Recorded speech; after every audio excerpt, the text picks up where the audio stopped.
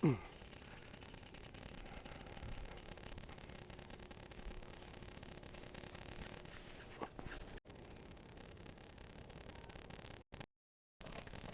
morning mga kabiyahe. Narito tayo sa Santillana Farm sa may Arayat, Pampanga.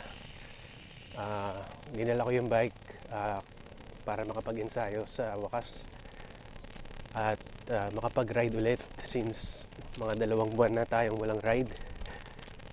Overnight lang kami rito sa liblib na parte ng Arayat. Actually malapit kami sa paanan ng bundok. Papakita ko sa inyo.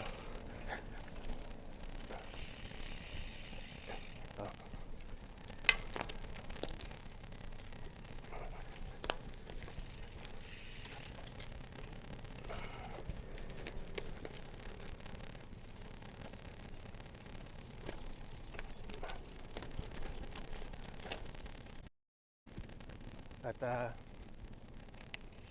may bago tayong product. Itong sinusuot kong Oakley radar plate na naka-sale last time sa SM North EDSA. At masaya naman ako kasi last piece na siya at color blue.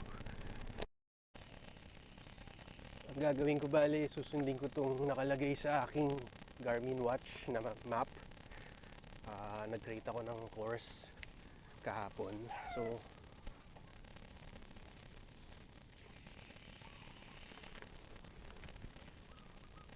puntaan lang natin yung Kong Dadong Dam somewhere dito sa Arayat. Kong Dadong Dam na ipinangalan kay former President Diosdado Macapagal.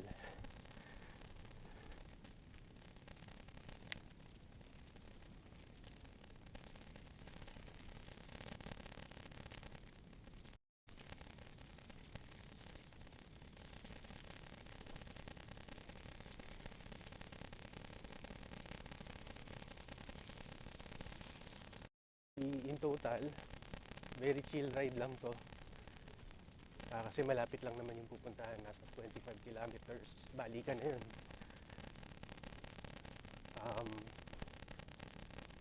Ayun nga, matagal akong hindi nakapag-ride, so ngayon lang ulit. Kaya habang nasa bakasyon, grab ko yung chance makasingit man lang ng konting padyak.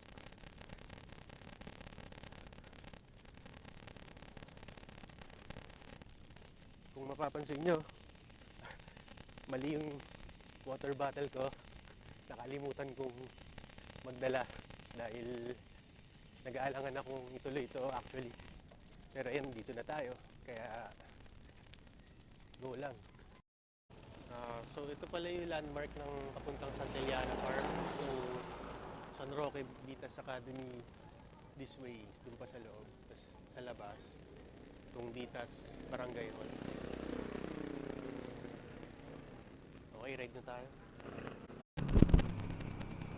Ito na naman, yung favorite ko na mga puntahan, itong provincial roads.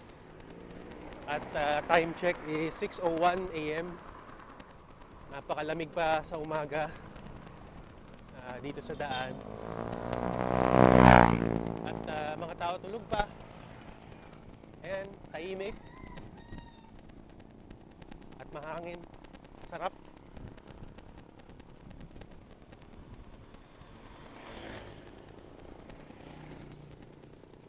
So papunta tayong Arayat proper. Tapos sa may direction ng sabi sa Google Maps kung Dadong Dam. Ayun nga, yung dam na pinangalan kay Diosdado Macapagal, father ni Gloria Macapagal Arroyo. And yung dam daw na yun was created para mag-irrigate sa mga rice fields along Pampanga. Kasi malapit siya sa Pampanga River. So tignan natin, kakaibang attraction.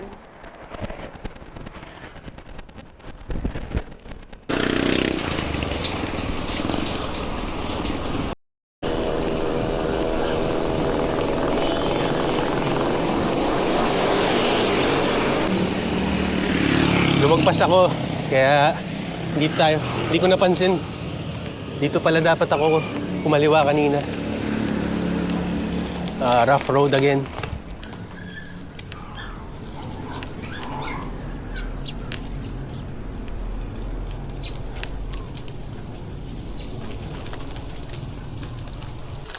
Wow, ang ganda rito. Papalapit tayo ng papalapit sa Arayat ulit. Puro bukid. At ito yung irrigation part ng dam. Puntahan natin.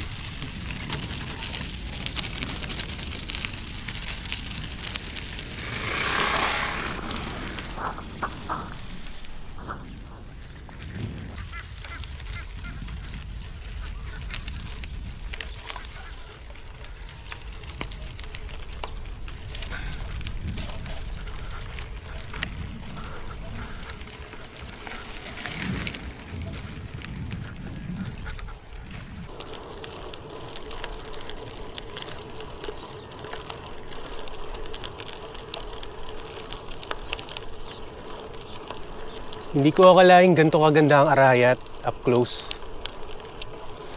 Sobrang lush, green. At may mga nabasa ako, pwedeng akyatin yan. 2,000 daw per head pag may guide. Medyo mahal actually. I don't know. Hindi ako hiker. Pero siguro worth it naman yung view sa taas. At hindi rin daw madaling akyatin. Pero ang ganda niya.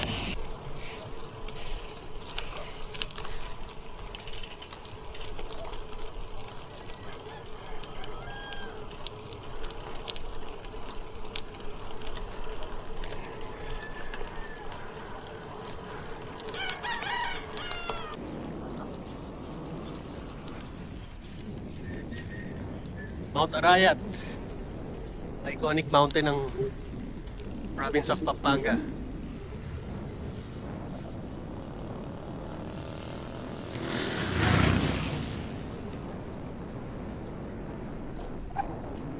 Good morning.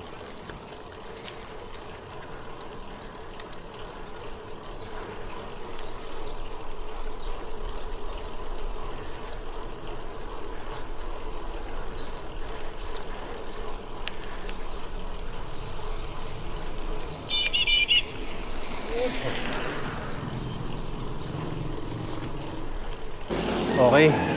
Mukhang narating na natin yung bukana ng entrance ng pinaka irrigation way. Ito San Juan Banyo, isa pang daan papunta rito, kaya lang mabaryo, maliblib. Hindi advisable pag mag-isa ka. Ito may mga bikers.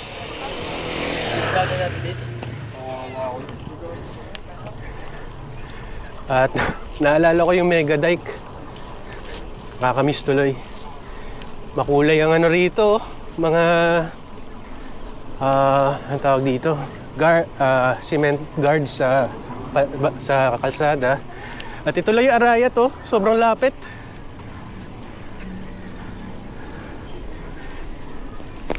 Napakaganda up close.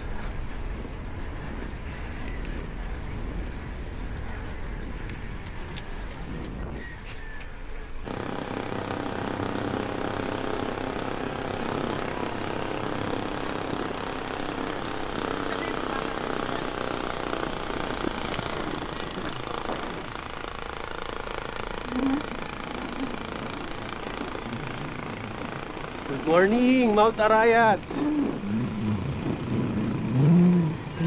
Malaos ko po.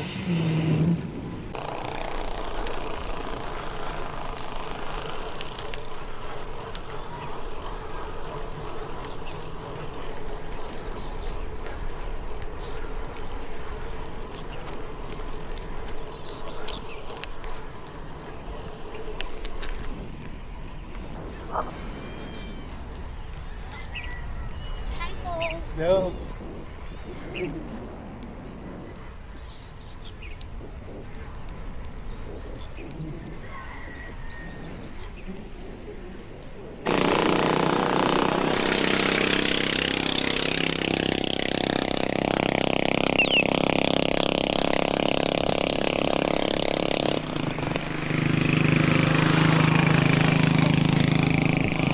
Sa dulo, ito, si Kong Dadong Dam ng Pampanga.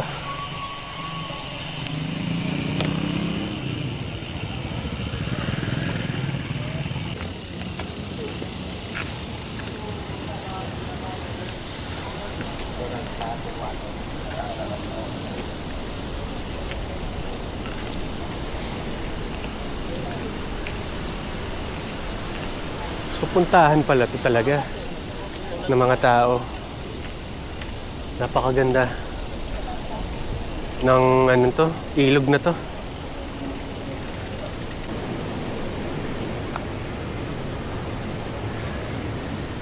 Ito yung Pampanga River. Lawak, linis, mga bukid, Mount Arayat dito.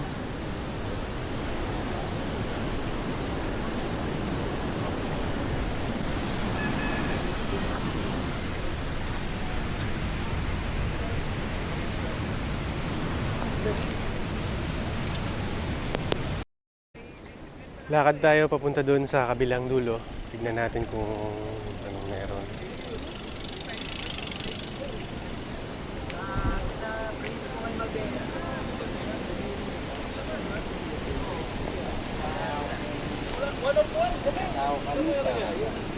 Oo, kasi kapag 26, dito siya.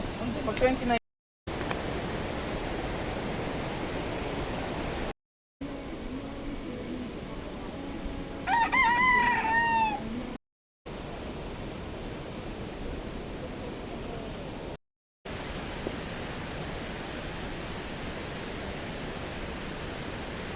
At ito yung kabukiran ng Arayat. Napakalawak.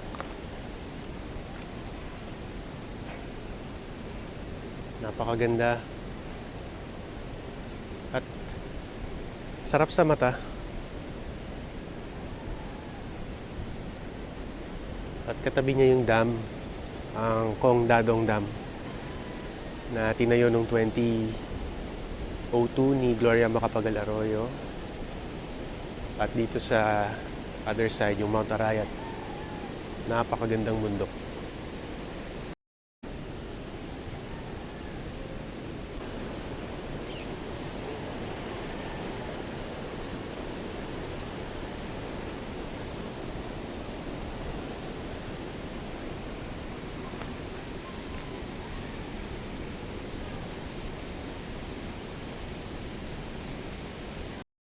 Time check, 6:50. At babalik na tayo. Ito na yung pinaka-destination. At worth it naman yung pagpunta ko rito.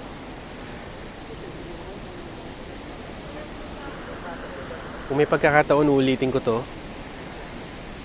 At mas magtatagal ako.